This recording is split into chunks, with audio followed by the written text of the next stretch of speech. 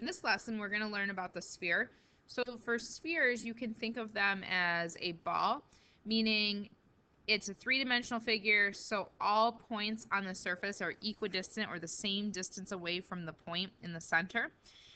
We say that spheres are not polyhedrons because polyhedrons have to be made up of all polygons, and spheres are curved, so not made up of polygons.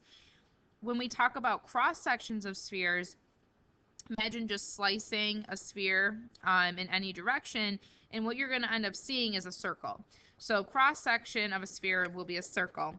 If for some reason you do a cross section going through the center of the sphere, so if you imagine slicing, basically just imagine slicing the sphere in half into two equal parts, meaning two hemispheres, that circle that's formed from the cross section is also known as the great circle.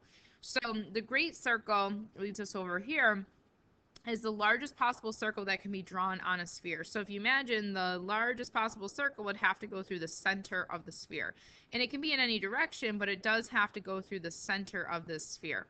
So that's called the great circle. An example is the equator of the Earth is a great circle. And like I said before, great circles divide a sphere into two hemispheres. So if you wanted to find the volume of a hemisphere, well, you're going to take the volume of the sphere and just divide it by 2. So it'll split it equally.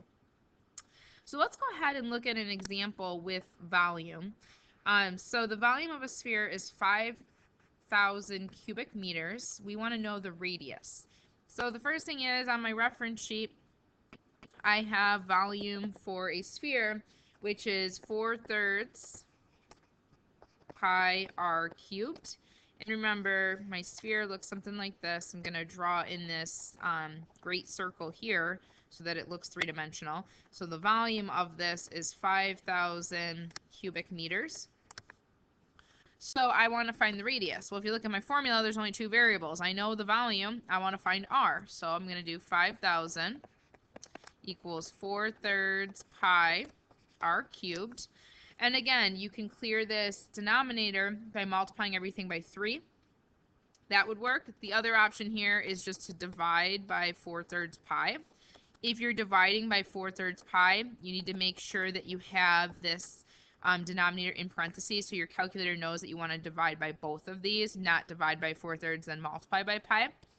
So when I do that, so I'm just going to go ahead and type that in my calculator, making sure to that you're always checking what you're typing in your calculator is matching what you hope it, what you're trying to make it equal. So 5,000 divided by 4/3 pi, making sure I use the pi key, we're not rounding, and I end up with 1,193.6 620731892. So I'm using that entire answer is equal to r to the third. I need to find what times what times what will give me this number. So I need to undo the third power. So I'm going to take the cube root of both sides to undo that.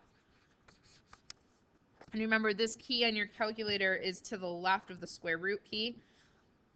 So what I'm going to do is I'm going to type in my calculator control. The nth root key is what it's called. You're going to put a 3 in for the n because you want to take the cube root. You want to arrow up and actually select this entire value. You don't want to just round it. You want to use that entire value. And when I do that, I get r equals 10.6078.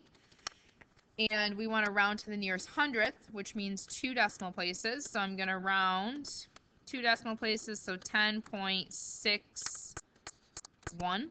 My units are going to be meters. And that's it. So there's my radius. So keep in mind when you're doing this that you're not rounding until the very end. You're keeping exact answers until that very last part. Remember, cube root is when you're trying to undo something that's been cubed. And then that's going to undo the cubic units, making it just going to be meters. So this is kind of it for volume of spheres. There's not a whole lot. You might have to do like volume of a hemisphere. So like I said, you'd find the volume, divide by 2. You might have to just find the volume. This one you had to find the radius. Not a whole lot with spheres. They're kind of the easiest ones. And the formula is given to you in your reference sheet. So the are really the most straightforward of the bunch. So go ahead, get your key ideas written down and check your understanding problems, and we will talk about those in class tomorrow.